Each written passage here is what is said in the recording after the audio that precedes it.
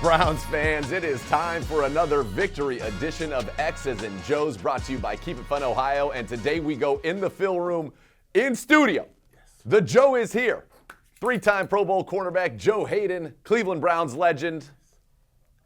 Little Steeler action in his career there, but that's okay because look at the hat. You see the smile. He was all about the Browns. So, Joe, first of all, you've been in this rivalry on both sides of it for a long time. What does a game like this mean when you know it comes down to the very end, 6-3, 6-3, mid-November, high stakes? It's everything. You know, this is what we've been working for when I was in Cleveland, just trying to build for these games to beat the division rival and make it mean something. You know, with the playoff implications, like being able to get to one in the division, and it's like, it means so much to the city, it means so much to the players, because you're not just playing, you're not mathematically eliminated. You're mathematically trying to win the division. We're talking about trying to get home field advantage, a bye, things that don't really, not normally talked about. So It's very, very, very exciting. And for them to go out there and, it may not be the prettiest game, it doesn't matter. We won the game. We leave with a W. It's so much easier to study after a win than we lost the game. Oh, this would have fixed it. After a win, it's so much, all right, we can fix all this other stuff. We got the W. That's what we came in to do. And that's exactly what they did. And let's take a look at how it happened. And we're going to start with 3 plays here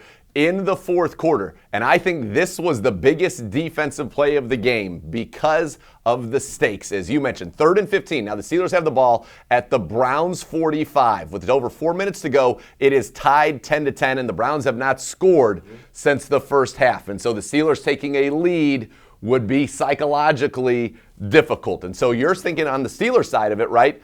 Let's just get ourselves 10 yards here. If we don't get the first down, give Chris Boswell an opportunity. He was 4 for 5 so far this year coming in the game on 50-yarders. So you see this formation. Joe, take us through from a defensive standpoint. What do you see here? They got trips to the right, but it's really quads because Warren's all the way out there, although he'll motion in behind that bunch. I think they just set him out there, Warren, outside, just to see what kind of defense they were in. They see it's a little bit of man-to-man, so they're just trying to get people out of position. Right, with the defense with the Browns, they have 3-on-3, so they're just trying to figure out how they're going to sort this thing out. Newsome on the point, trying to figure out who going to have who, and they're just sorting that thing out. They did a really good job of, when they came out of it, everybody had their man. So as you see, the man and the tell is, right, when they move Warren back, Ronnie Hickman goes right with him. And so they're trying to get him out leveraged, right, inside, and then it's quick, we're coming back, we got 3 blockers for 3, and we just need Jaylen Warren to make one guy miss, and if he does, he has a chance. Well, guess what? Ronnie Hickman hits him, but he does make him miss, but Za'Darius Smith runs this play down. He was lined up over the left guard, and you see it from the end zone view. He's running a stunt. Good thing for the Browns, right? Yeah, good thing for the Browns. He's running a stunt, and he doesn't even see the ball thrown. He's literally soon. He just sees the screen. He sees the screen happen, and his doesn't change the pace. He immediately bursts out there, and if he doesn't do that, he can at least get to the 35-yard line, and that's around Boswell's money mark. If he keeps it before the 40 like this is perfect out of field goal range. He's not going to get any points. So 5 yards more. If he didn't make that burst, he's probably going to get another good 5 to 6 yards. 3 points for the Steelers. Yeah, and you talk about a guy coming in, a veteran, the recognition of what's going on, and then the desire. You're right, he didn't break stride. He just made a beeline for Jaylen Warren and runs him down. He doesn't run him down. Perhaps this is a different outcome. So big kudos there to Za'Darius Smith in this defense. That's effort. That's winning championship type defense. That when you come into the meeting room, your coach shows that because you have vets that are running to the ball, getting to the ball. If he can do that, everybody can do that. So it's effort, and it shows that it means something to him, and that just means a lot to the other dudes in the locker room. So the Browns get the ball back, no field goal. Now they would give it back to the Steelers. They'd go 3 and out. They tried 3 passes, 15 seconds come off the clock, and now the Browns get the ball back 1:18 on their own 34. So you think about the math right here. 15 to the 50, 15 to the other 35. You need about 30 yards.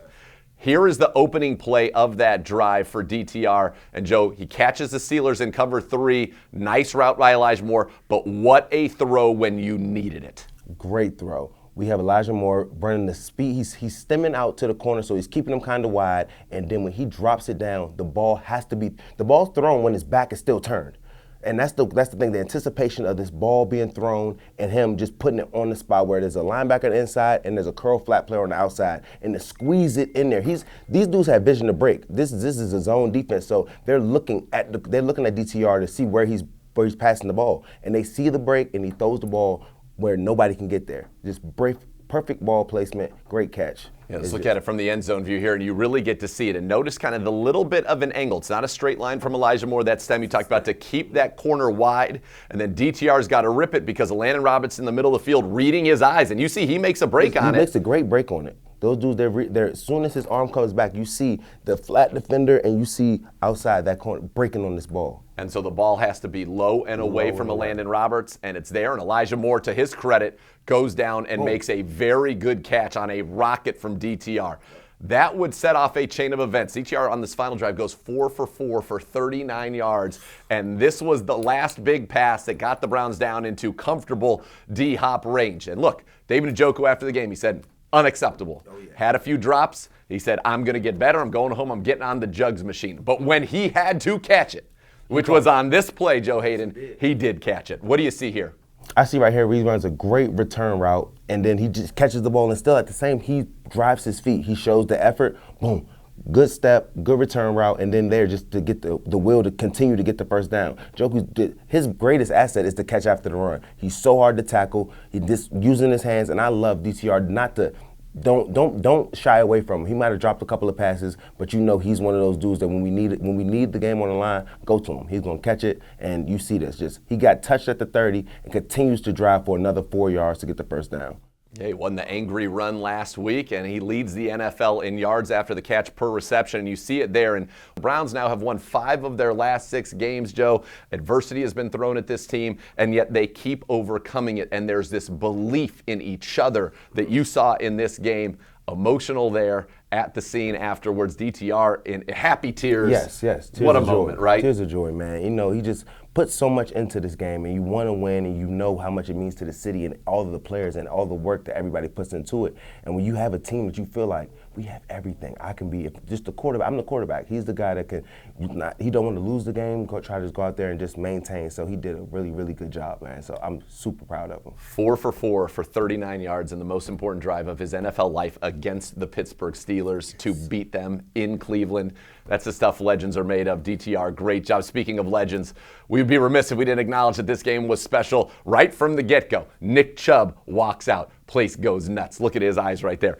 Jim Donovan comes out, smashes the guitar. Joe Haden, not a dry eye in the house, but as a player, when some stuff like that happens, do you feel that energy? And I don't think it's a surprise. We were out 10-0. Oh yeah, I mean, it's undeniable. You can hear the fans feel it, the players feel it. The emotion is real. Like people really honestly care about Jim Donovan. They care about Nick Chubb. These are people that are like family. You see them all the time, and just real things are going on in life. You know what I'm saying? So this is a game, but it could bring joy to people. So I think it just touches you in a different way, and it happened to us yesterday. It was awesome. Browns win. Jim Donovan on the call where he belongs. For Joe Haden, I'm Nathan Zagura saying enjoy it, Browns fans. We'll be back getting after the Denver Broncos this Sunday. Thanks for watching X's and Joe's, brought to you by Keep It Fun Ohio.